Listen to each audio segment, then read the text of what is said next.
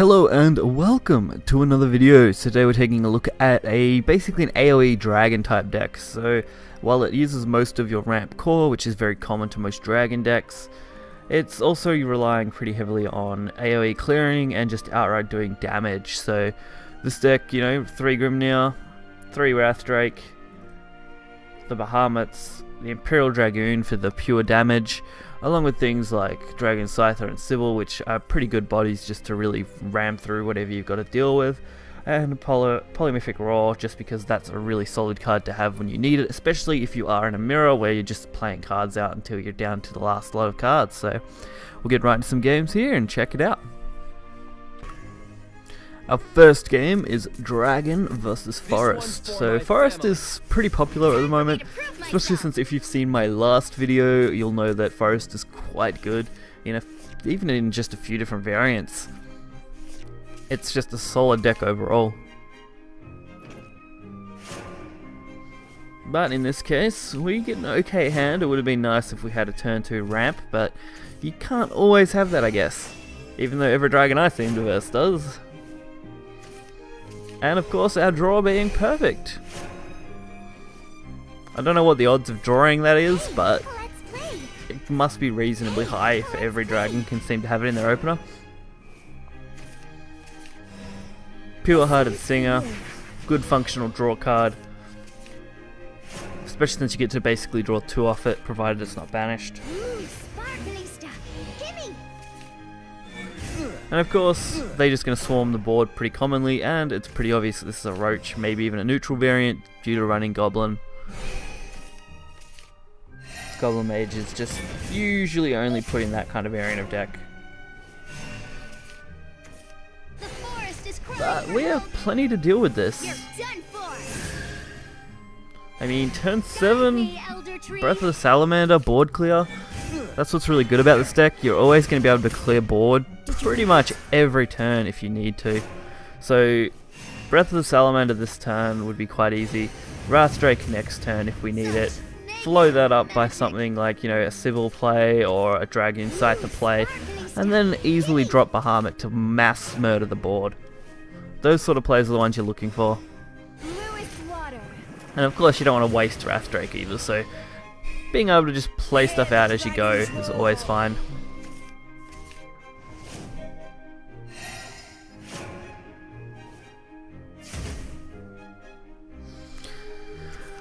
And of course, they just aim for that small angelic snipe, so they're definitely playing the Forest deck, or a variation of the Forest deck that I'd shown off yesterday. Obviously Tio isn't ran in the one I'm using, but the 6 drop slot can kind of be changed out pretty easily.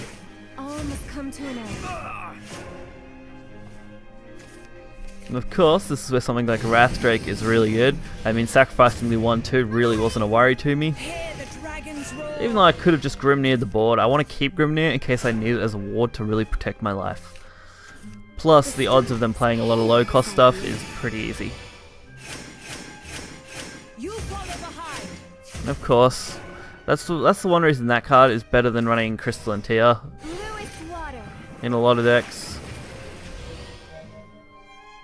But for me, this is fine. We can pretty much reset to where we were before. Our card draw is just crazy, our AOE damage is great, and with 3 Sybils, our healing is just pretty much infinite at this point. For them to have to force 3 Sybil clears is pretty good for me.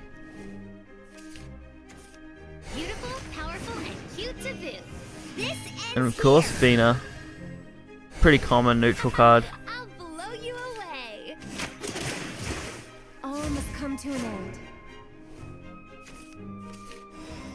But why not? We have 2 Grims, why not play one now? It makes sense. And now we can actually start dealing damage.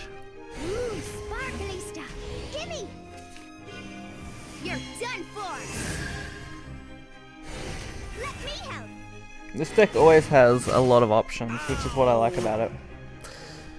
You're never normally going to be out of plays. And because I know that Roach is most likely going to be played soon, making sure to throw these Grimnirs out early is always a good thing.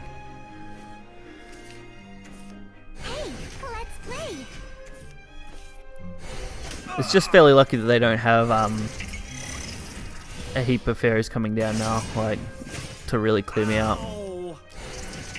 But roaches, with 19 health and them having to spend 1 roach, even with 3 roaches in their hand, the odds of them actually killing me would be fairly low.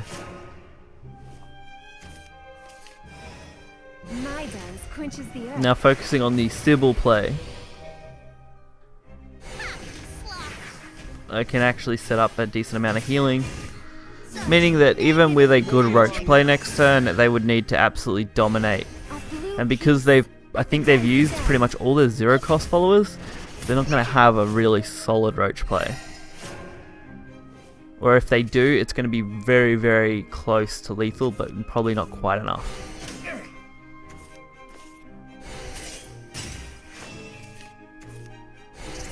So of course, run roach, 3 damage. Ooh, natures. So even into double roach here isn't going to be quite enough. I think it leaves them about 1 off lethal. Or maybe slightly more off. 6, 11, yeah, so 3 off lethal. So close.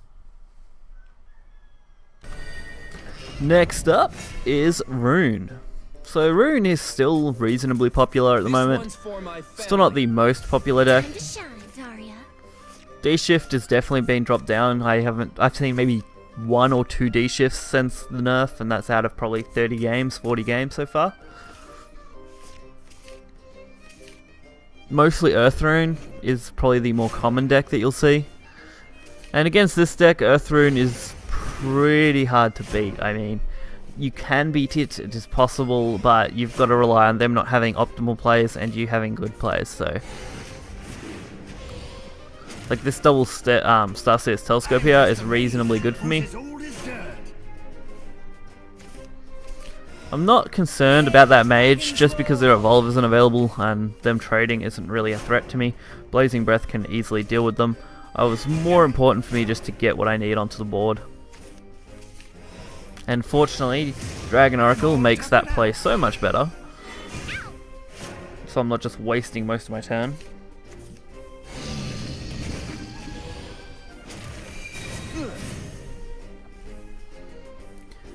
But, those golems, always difficult.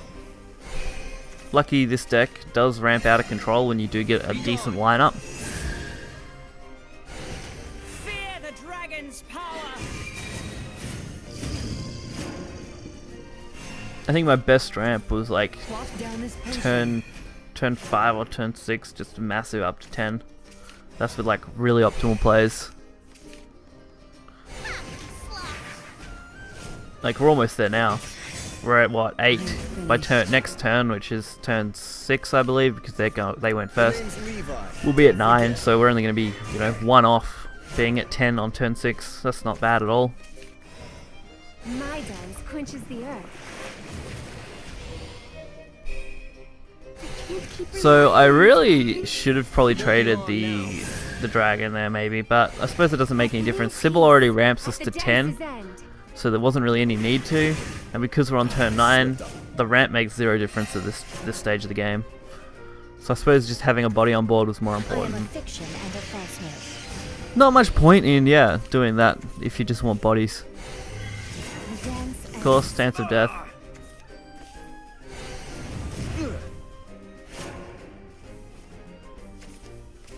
So plenty of cards here. I do decide to use the Dragoon Scyther. Knowing what's in an Earth Rune deck, there isn't many cards that Dragoon Scyther is super good against.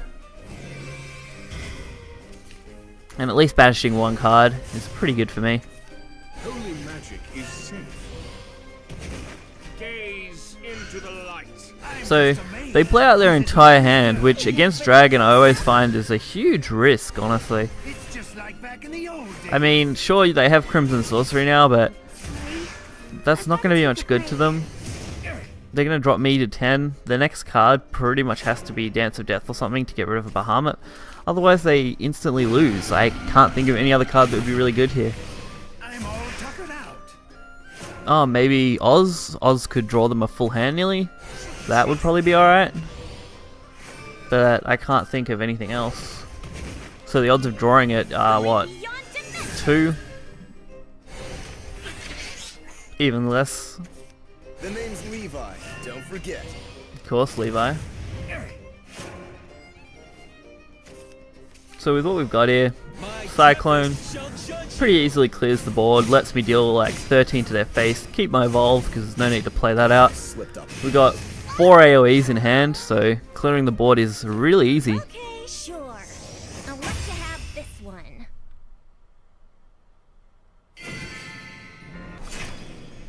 Alright, now our final matchup with this deck is Sword.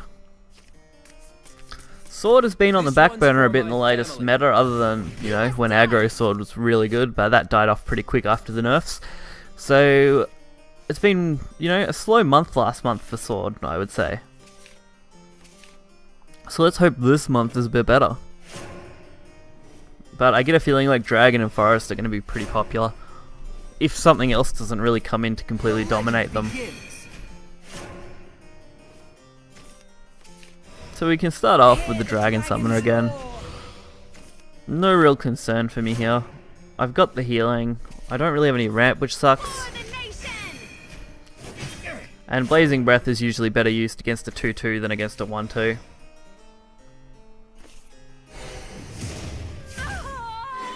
Do decide to get the trade, just so we can try and get the value. No fight, nothing else.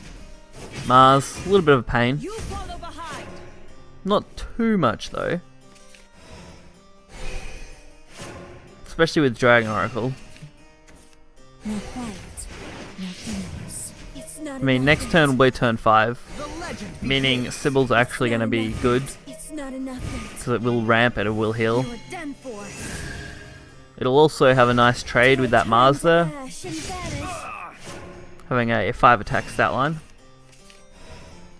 And now we've got more healing and draw.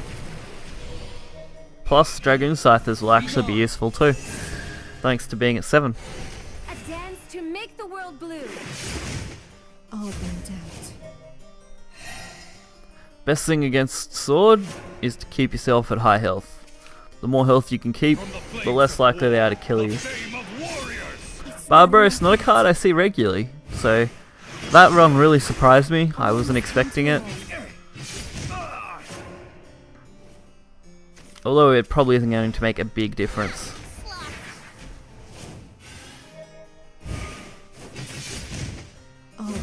So why not heal up, draw a couple cards. I mean, it was pretty good. Wrathdrake's great. Grimnir is great. Next turn's going to be 10, so even Bahamut drop is good. There just isn't really going to be a bad play next turn. The legend begins. It won't be long now. It is sad that Polymorphic Roar is harder and harder to play, I've found. Sometimes you will get it out, but most of the time you'll have trouble doing so because you really want an empty board because you've got to spend pretty much your entire turn to play it. So the best time is usually straight after a Bahamut, but quite regularly your opponent can either get rid of Bahamut or will lose straight to it anyway. Take my blade of resentment. Example A. Lucky me though. Grimnir, sorry, I'll save the Wrathdrake for now. Grimnir kills this, no issue. From the flames of war, the fame of warriors. Of course, Barbaros. Not a big concern. This song's for you. More draw, why not? Get more cards, mill out our deck. Down to 21 cards, they're on 28, so what, we've drawn 8 more cards than them or something? With this it'll be 9. So we are maxed our hand out, kinda sad. You don't really want to be burning cards, but we've got pretty much everything we're gonna need to win this in this hand. It's just a matter of controlling the board enough. This is where Baha is perfect. Incorruptible Blade's normally a pain in the ass, but throwing out a Baha clears the board, leaves them with pretty much nothing and wasting their entire last turn. Round table. It's not enough. The blade of judgment falls. It's not enough. This is where Wrathdrake is just awesome. Comboing it with Baha. Baha won't die. And we can clear board, go face. And we can even get another card. Why not? So now they've got to clear everything. And Albert isn't going to be enough. Albert will get rid of the Bahamut, but they will die to a Dragoon Scyther. A little blood won't stop me. And even if they hadn't died to a Dragoon Scyther, I still would have killed the Albert pretty easily and then just rammed the rest to face.